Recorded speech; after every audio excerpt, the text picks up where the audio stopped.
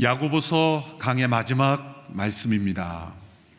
결론으로 우리에게 주어지는 이 말씀의 내용을 보면 야고보서 1장의 서론에서 주셨던 교훈의 내용이 반복되는 것을 알 수가 있습니다. 야고보서 1장에서 여러 가지 시험 가운데 있는 성도들에게 여러 가지 시험을 만나거든 온전히 기쁘게 여기라. 그 시험 가운데 인내를 온전히 이루라. 그 인내가 조금도 부족함이 없는 온전한 믿음으로 이끌 것을 말씀했습니다. 혹 그 인내하는 가운데 지혜가 부족하거든 후히 주시는 하나님께 구하라 라고 말씀하셨습니다. 그래서 1장 이 서론의 가장 중요한 주제는 시험을 만난 성도들이 인내로 그 믿음을 온전히 이루어가며 또한 인내 가운데 기도로 하나님께 지혜를 얻을 것을 말씀했습니다. 여기서 말하는 지혜는 우리가 삶을 더 잘 살기 위해 필요한 문제 해결의 능력이라기보다 시험을 해석하는 지혜, 그리고 인내할 때 필요한 그 믿음의 지혜, 그것을 구하면 하나님이 주신다는 의미의 지혜입니다. 이렇게 1장 서론에서 주어졌던 이 교훈이 마지막 5장 마지막 부분에서 다시 반복되는 것을 알 수가 있습니다. 핍박 가운데 흩어져 있었고 흩어졌기에 가난할 수밖에 없었고 또한 그 가난 속에서 불의한 권력자, 불의한 부자들에 의하여 착취당하고 핍박당하고 고통당하고 있던 그들에게 주어지는 이 권면, 그것은 인내와 기도였습니다. 오늘 본문 5장 7절에서 12절까지의 내용에서 반복되는 단어는 오래 참고 기다리며 인내하라. 또 13절로 20절까지의 말씀에서 반복되는 교훈은 기도라는 단어입니다. 인내와 기도가 거의 비슷한 횟수로 강조되고 있습니다. 언어의 번역에 따라 약간 차이가 있는데 영어 번역본을 보면 거의 7차례씩 이렇게 같이 강조되고 있습니다.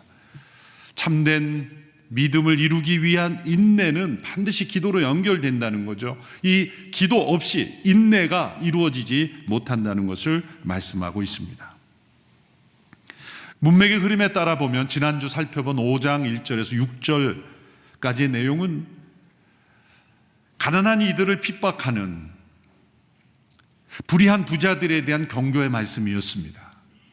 그런 불의한 부자들에 대한 경고에 이어서 그들에 의하여 핍박받고 있는 가난한 성도들에 대한 권면의 말씀이죠. 지난주 5장 6절의 말씀에서 그 성도들을 의인이라 칭하며 이렇게 그들의 대응에 대해 말씀했죠. 여러분은 의로운 사람을 정죄하고 죽였습니다. 그러나 그는 여러분에게 대항하지 않았습니다.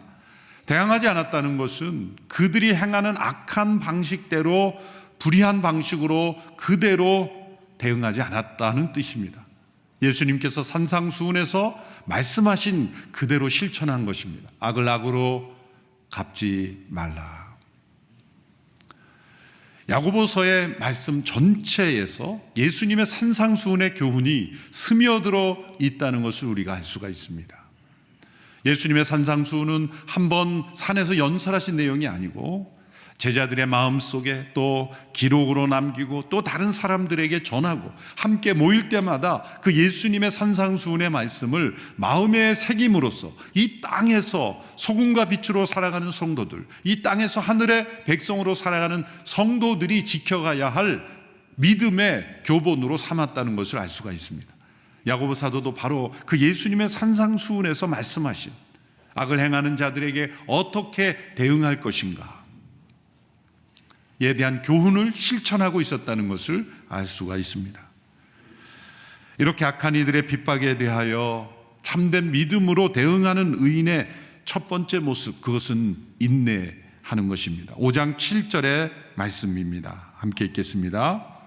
그러므로 형제들이여 주께서 오실 때까지 오래 참고 기다리십시오. 보십시오. 농부는 땅의 열매를 참고 기다리며 이를 위해 이른 비와 늦은 비가 내리기까지 기다립니다. 우리가 인내한다고 할 때 그것은 연약한 사람들이 힘없어서 하는 말이다, 능력이 없는 말이다, 마땅히 행해야 할 일을 하지 않는 것이라고 오해할 위험이 있기 때문에 농부의 인내를 예로 든 것입니다. 농부는 아무것도 하지 않고 그저 막연히 기다리는 인내가 아니라는 것입니다. 자신이 해야 할 일을 하면서 기다리는 인내, 자신이 할 수 있는 일은 하면서 할 수 없는 일을 기다리는 인내라는 것입니다. 농부는 밭을 갈고 씨를 뿌리고 잡초를 뽑아내고 그렇게 할 수 있는 일을 하면서 또한 하늘에서 내리는 비를 기다립니다. 햇빛을 기다립니다.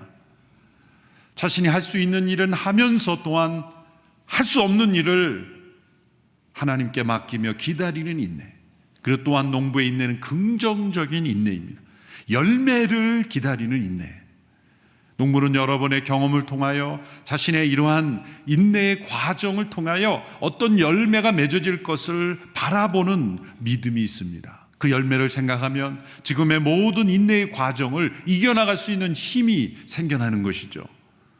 바로 우리의 인내는 그런 인내라는 겁니다. 힘이 없기 때문에 그저 어쩔 수 없이 당하는 인내가 아니라 그것을 뛰어넘어서 보다 더 긍정적이고 적극적인 참여적인 인내, 그것이 농부의 인내입니다. 농부가 열매를 맺는다고 할 때 농부에게는 추수의 기쁨을 얻는 것이지만 또 한편으로 추수는 세상에 대한 심판을 상징하기도 합니다. 예수님께서 말씀하신 씨 뿌리는 비유를 비롯한 여러 비유의 핵심은 마지막 날의 심판을 추수로 비유했습니다. 알곡과 가라지가 구별되는 시간, 참과 거짓이 완전히 구별되는 시간, 이 세상에 대한 악에 대하여 하나님의 공의로운 형벌이 집행되는 심판, 의인과 악인이 구별되는 그러한 심판이 바로 추수로서 비유되고 있다는 거죠. 농부로서 열매를 기다리는 그러한 인내, 그리고 그 인내의 끝에는 열매는 거두고 가라지는 버림받는 심판의 때가 오고 있다는 거죠. 하나님의 공의로운 정의가 실행되는 때가 있기에 인내해야 된다. 우리 마음속에 일어나는 분노를 그대로 표출함으로써 복수하고 원한을 갚는 것은 하나님의 의를 이루지 못한다 라는 것을 강조하고 있습니다. 복수를 하나님께 맡기는 것, 하나님의 공의로운 심판에 맡기는 것, 그러나 우리가 할 수 있는 일을 하는 거죠. 야고보 사도는 두 번씩이나 주님의 재림이 가까이 임박했음을 말씀합니다. 8절과 9절에 보면 그 두 구절 가운데 이런 문장이 있습니다. 주의 강림이 가까이 왔기 때문입니다. 심판자가 문 앞에 서 계시기 때문입니다. 다시 오셔서 모든 것을 추수하시는 심판자이신 예수님께서 문 앞에 서 계시다는 겁니다. 요한계시록 3장 20절에는 서 계실 뿐만 아니라 문을 두드리고 계시다는 겁니다. 볼지어다 내가 문 밖에 서서 두드리노니, 그 말씀 우리 개인의 인생에 찾아오신 예수님을 의미하기도 하지만 다시 오셔서 세상을 심판하시는 예수님께서 임박해 계시다, 매우 가까이 와 계시다라는 것을 말씀하는 의미이기도 합니다. 누군가 여러분의 집에 찾아와서 지금 초인종을 누르고 서 있다고 생각해 보세요. 매우 임박한 거예요. 문을 열어주든지 거부하든지 해야 하는 그런 상황. 다시 오실 예수님, 그분의 재림이 매우 가까이 왔다는 겁니다. 여러분, 코로나 팬데믹을 지나면서 어떤 생각을 하고 지나십니까? 불편하다, 힘들다, 빨리 끝났으면 좋겠다, 그런 차원에서 머물러서는 안 됩니다. 왜냐하면 이것은 전 세계적인 재앙이기 때문이에요. 이것은 분명 역사적 의미가 있고, 그리고 살아계신 하나님께서 이러한 재앙을 허락하신 목적이 있는 겁니다. 이것을 통해서 무엇을 깨닫습니까? 우리는 예수 그리스도의 재림이 가까이 왔다는 것을 깨달아야 되는 거예요. 예수님께서 말씀하신 종말, 재림 직전의 징조에 대해서 예수님께서 말씀하셨습니다. 그중 대표적인 것이 뭐냐면 전쟁입니다. 지금 우크라이나에서 일어나고 있는 전쟁, 상식적인 판단으로는 왜 저런 일이 일어날까 이해할 수 없지만 그런 이들에 의하여, 판단이 악으로 치우친 자들에 의하여 이루어지는 전쟁이 끊이지 않을 것이다. 또한 기근과 지진, 전 세계적으로 곳곳에 지진이 빈도가 늘어나고 있어요. 지난 20년 동안 전 세계에서 일어나는 그런 지진의 횟수가 그 이전에 100년 동안 일어난 지진의 빈도수보다 훨씬 더 많습니다. 가파르게 지진의 빈도수가 올라가고 있어요. 우리나라에서도 지진이 거의 찾아볼 수 없다고 하는 안전지대라고 하는 곳에도 곳곳에서 지진의 소식이 있지 않습니까? 강도는 다를지라도. 또한 이런 전염병, 전 세계적으로 이런 전염병이 급속도로 더욱 가속화되고 있습니다. 전문가들은 이러한 전염병이 이번에 코로나가 끝나지도 않을 뿐만 아니라 끝나더라도 또 다른 바이러스가 일어날 것이다. 이것은 새로 출현된 것이 아니라 사실 예전에도 바이러스들이 많았지만 예전에는 어떤 동물이나 그런 인간이 서로 만나지 않는 그러한 생물의 차원에서 머물러 있던 거, 이제 사람을 공격하고 사람에서 사람으로 번져가는 이 전염병의 시대예요. 인간이 자초한 것이기도 하겠지만 그러나 이것은 마지막 때의 징조라는 거예요. 전염병 시대는 더 가속화될 수 있어요. 이런 모든 전쟁, 기근, 지진, 전염병, 그리고 마지막에 극단적인 이기주의, 매일매일 뉴스를 통해 들려오는 살인사고의 끔찍한 소식이 부모가 자녀를, 자녀가 부모를, 형제가 형제를, 이로 말할 수 없는 끔찍한 범죄가 극단적인 이기주의 때문에 생겨나지 않습니까? 말세의 징조, 자기를 사랑하며 극단적인 이기주의가 전 세계적으로 팽배해가는, 이것은 마지막 종말의 때 주께서 다시 오실 때가 가까이 왔다라는 증거입니다. 농부의 인내는 주수의 열매, 그건 우리에게는 부활의 첫 열매를 기다리는, 우리에게는 영원한 생명, 천국의 기쁨을 소망하는 것이기도 하지만 예수님께서 다시 오셔서 우리에게 영원한 하나님 나라가 허락되는 그날은 또 한편은 이 세상에 대해서는 심판의 날, 추수의 날이기도 하다는 것이죠. 또한 야고보는 이 인내의 풍성한 의미를 더 설명해 주기 위하여 욥의 인내를 예로 더 추가합니다. 동물은 여러분의 경험을 통해 열매에 대한 이미지가 있고 경험이 있기 때문에 결과를 예측할 수 있는 인내입니다. 그러나 우리가 삶 속에 경험하는, 때로 당하는 고난은 원인도 알 수 없고 결과도 알 수 없는 고난입니다. 욥의 인내가 그러했습니다. 욥은 자신이 왜 이런 고난을 당해야 되는지도 알지 못했고 또 이 고난의 끝이 어딘지도 알지 못했어요. 그 결과를 예측할 수 없는 고난 속에서의 인내가 바로 욥의 인내라는 겁니다. 우리가 잘 알다시피 욥의 고난은 세 단계에 걸쳐서 이루어졌죠. 첫 번째 고난은 모든 것을 하루아침에 다 상실하는 고난이었습니다. 하루아침에 모든 자녀들, 종, 모든 소유, 재산이 다 하루아침에 사라져버리는 그 고난, 엄청난 고난이죠. 바로 그때 그는 어떻게 반응했습니까? 욥기 1장 20절에서 22절까지 그는 이렇게 고백했습니다. 같이 읽어보겠습니다. 시작. 이 말에 욥은 벌떡 일어나 겉옷을 찢고 머리털을 밀어버리고 땅에 엎드려 경배하며 말했습니다. 내가 내 어머니의 모태에서 벌거벗고 나왔으니 떠날 때도 벌거벗고 갈 것입니다. 여호와께서 주신 것을 여호와께서 가져가시니 여호와의 이름이 찬양 받으시기를 바랍니다. 이 모든 일에도 불구하고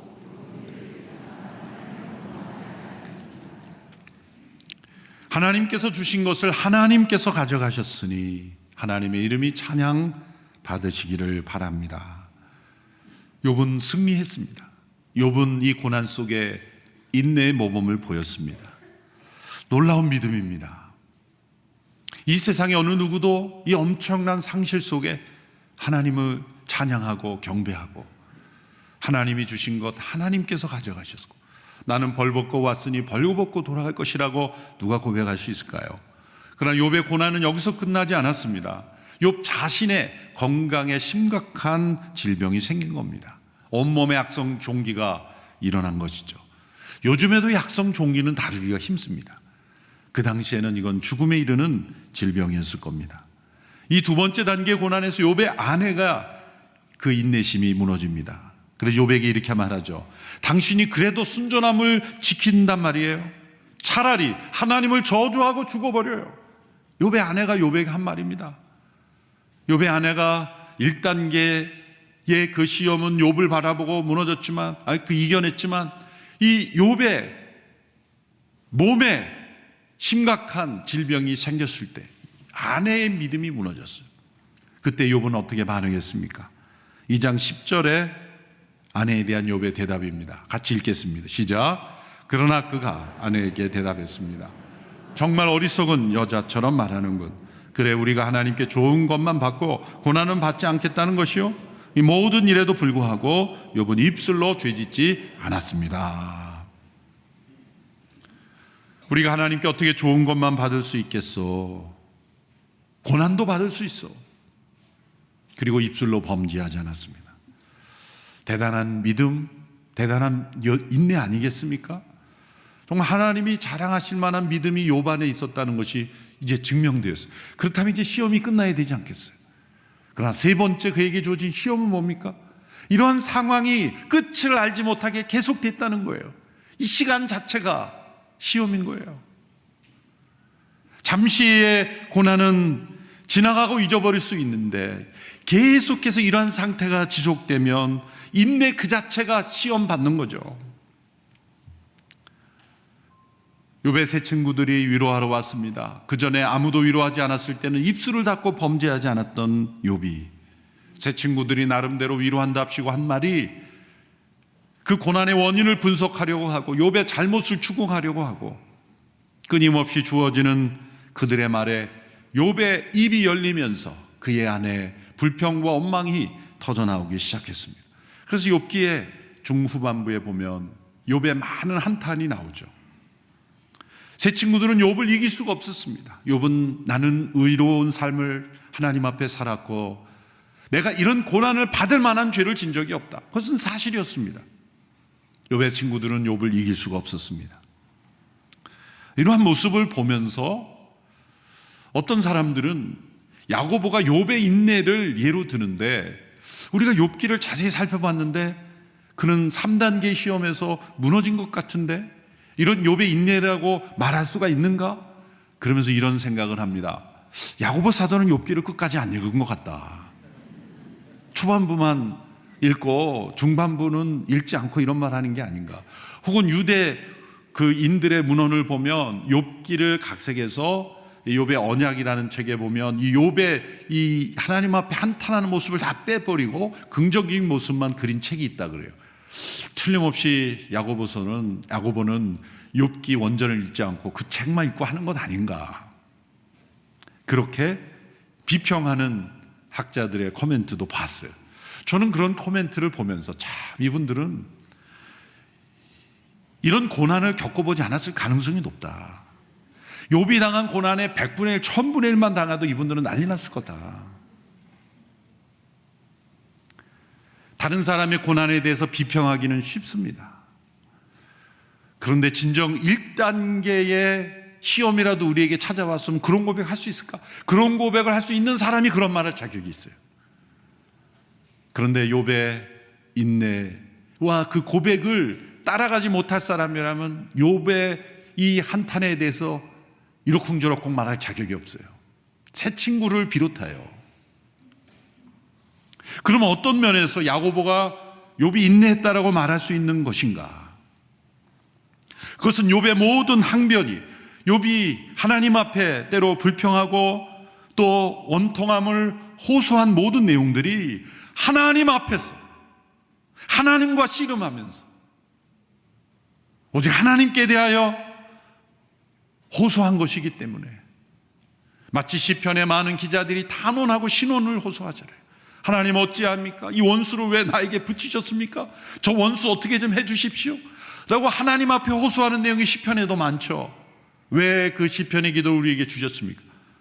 하나님의 앞에서 씨름하는 모든 기도는 하나님께서 들으신다는 거예요. 너가 그걸 못 참고 나한테 이렇게 불평해? 내 앞에서 사라지거라 하시지 않는다는 거예요. 그런 말 하려면 나한테 오지 마라고 하시는 하나님이십니까? 사람들은 그러죠.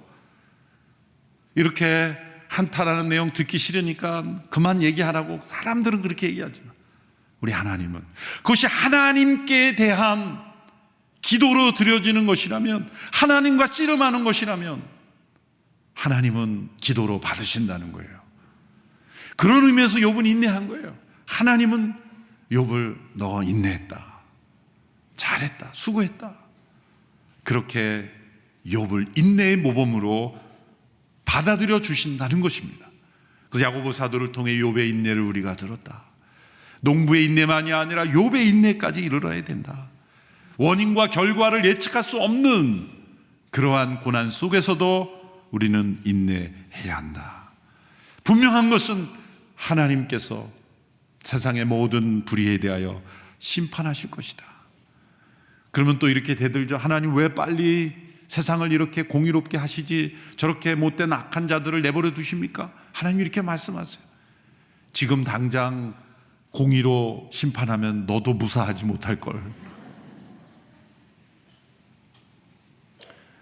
자신 안에 있는 불의함은 보지 못하고 다른 사람의 불의함에 대해서만 심판하려고 하니 하나님은 너까지 다치는 거야.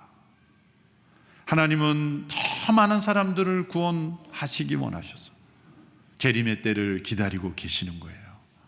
하루를 천년같이, 천년을 하루같이 참고 기다리시는 하나님, 바로 그 하나님께서 세상을 공의롭게 심판하실 것을 믿음으로 받아보며 인내하라. 그리고 그 인내 가운데 기도하라는 겁니다. 그래서 두 번째 의인의 모습은 욥처럼 기도하는 겁니다. 고난 가운데. 5장 13절의 말씀을 함께 읽겠습니다. 시작. 여러분 가운데 고난당하는 사람이 있으면 기도하십시오. 즐거운 사람이 있으면 찬송하십시오. 야고보 사도의 별명은 낙타무릎이었다고 합니다. 무릎을 꿇고 기도하는 그의 무릎이 못이 박힌 모습으로 무릎이 되어서 낙타무릎이다. 야고보 그 자신이 고난 가운데 기도했기 때문이죠.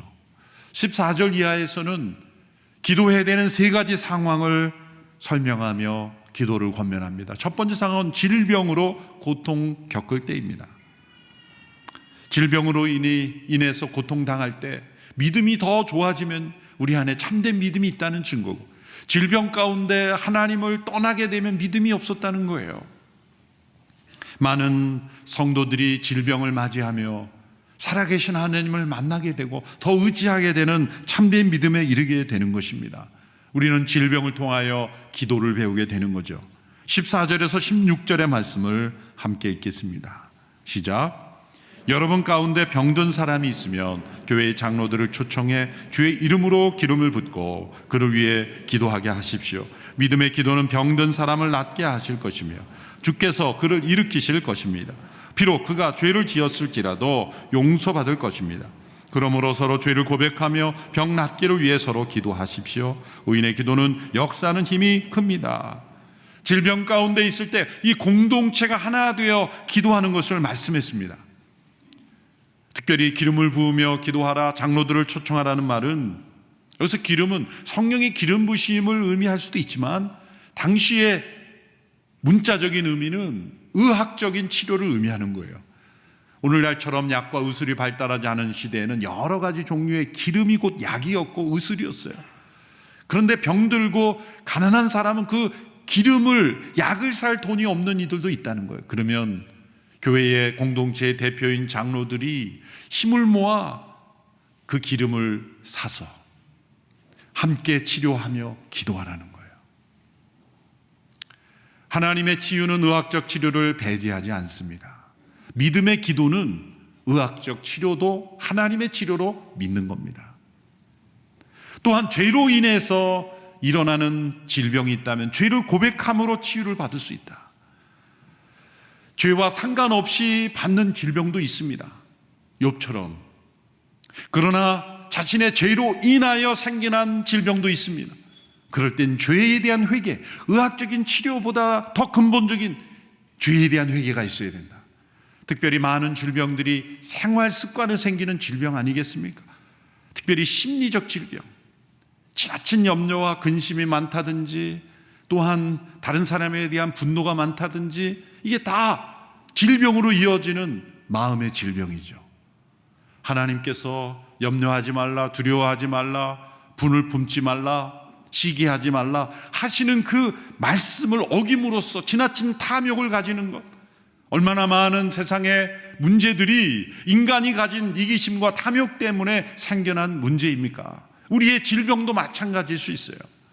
그럴 때 서로 죄를 고백하며 함께 치유를 위해 기도할 때 의학적 치료와 더불어 이 죄의 고백은 인간의 육신의 질병까지 낫게 할 수 있는 하나님의 방법이라는 겁니다. 또한 죄라고 말할 수는 없어도 우리의 삶의 잘못된 습관이 질병을 발병시킬 수도 있습니다. 스위스의 인격 의학자라고 말하는 폴 투리니에라는 분이 있습니다. 이분이 쓴 책 가운데 한 이야기가 생각이 납니다. 그분을 찾아온 어떤 환자는 원인을 모르는 두통 가운데 오랫동안 시달린 거예요. 병원에 가서 진찰해도 원인을 알 수 없고 약을 다 써봐도 낫지 않았어요. 이분을 찾아왔을 때 이분의 접근 방법은 일반 의학에서는 뭐 검사를 하고 뭐 이렇게 하겠지만, 이분은 일단 함께 기도하는 거예요. 말씀을 읽는 겁니다.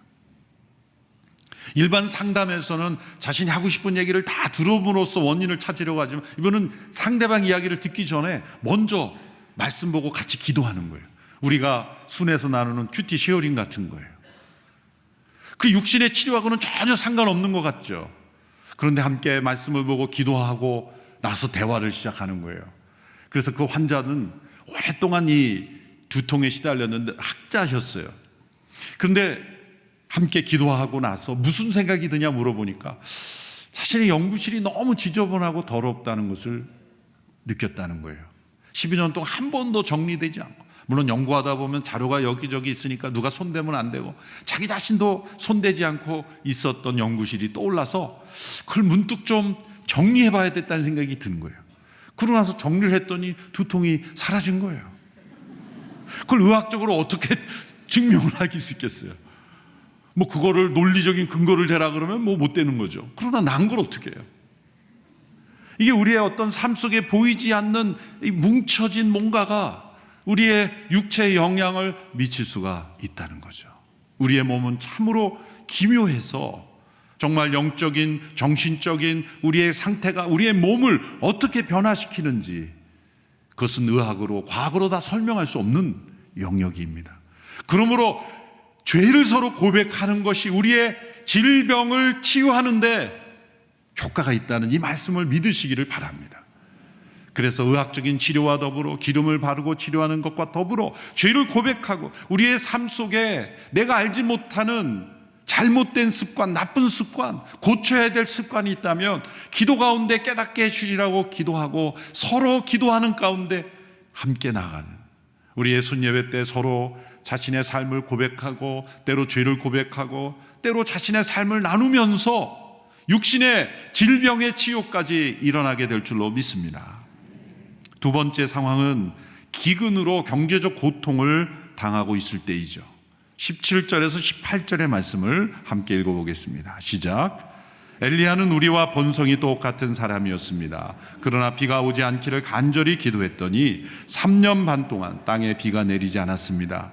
그리고 다시 기도했더니 하늘에서 비가 내리고 땅이 열매를 냈습니다. 비를 주시는 분이 하나님이시거늘 당시 사람들은 바알이라는 신이 풍요를 가져다 준다고 믿었습니다. 하나님은 이른 비와 늦은 비를 때에 맞게 주셨고 그 비가 그 모든 풍요의 근원이 되었건만 사람들은 바알 신이 그 모든 풍요를 가져다준다고 믿고 바알에게 쫓아갔죠. 하나님이 때로 3년 동안 기근을 주셔서 비를 주시지 않으므로 이들의 경제적 기근을 가져다 주었습니다. 엘리야를 통하여 비를 그치게 하시고 또 엘리야를 통하여 다시 비를 내리게 하심으로 하나님께서 깨닫게 하시고자 하는 건 뭡니까? 경제적 근원이 바로 하나님이시다. 경제를 주관하신 분이 하나님이심을 깨닫게 하기 위해 때로 우리에게 기근을 주신다는 겁니다. 따라서 경제적 기근 가운데 있다면 무엇을 기도해야 됩니까?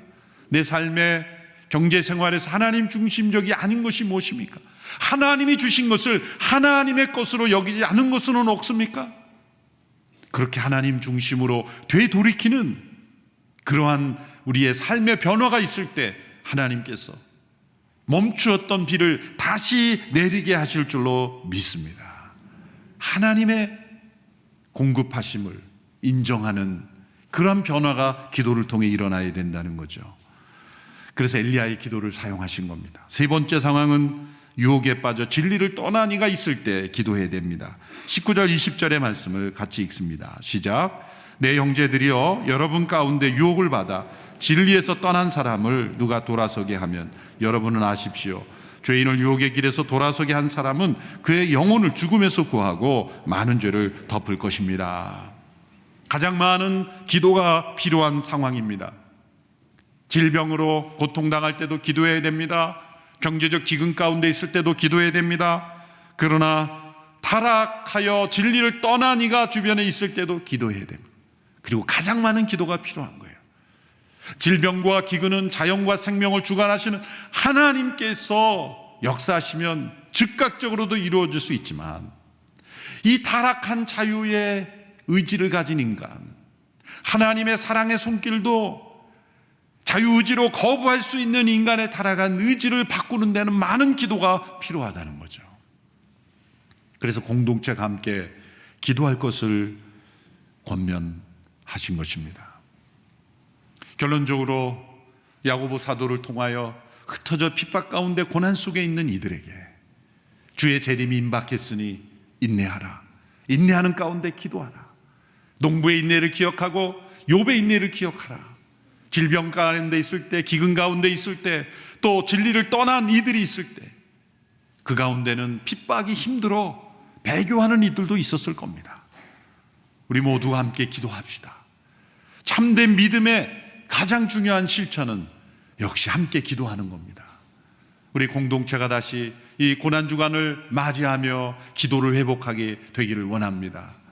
가정과 순에서 함께 기도하는 것, 병든 영혼을 위해 기도하고, 또 믿음에 연약해진 영혼을 기도하고, 경제적으로 기근 가운데 있는 지체를 위해서 기도하고, 다 우리의 기도의 제목입니다. 함께 기도해야 됩니다.